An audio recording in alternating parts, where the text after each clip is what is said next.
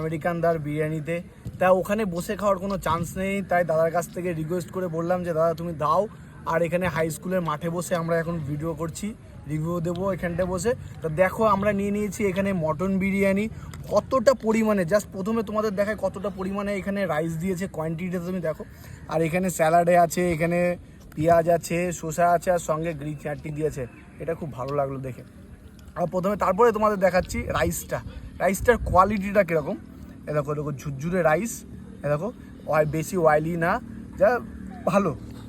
এ দেখো ঝুরঝুরে রাইস আছে, তার সঙ্গে একটা অত বড় সাইজের মনে হচ্ছে একটা আলুকে দুটো করে দিয়েছে, ভালো। আর আলুর কোয়ালিটি দেখো এরকম ভাঙতে ভেঙে গেল। জাস্ট এইবারটা হবে সেই সারপ্রাইজিং ভিডিওটা। সারপ্রাইজিং মানে বুঝতে পারছো তোমরা, মটনটা যেটা দাদা বললো, যেটা মানে রিয়াজি খাসি আছে। তা প্রথমে দেখায়, বাহ এই দেখো, আমার তো এটা মনে হচ্ছে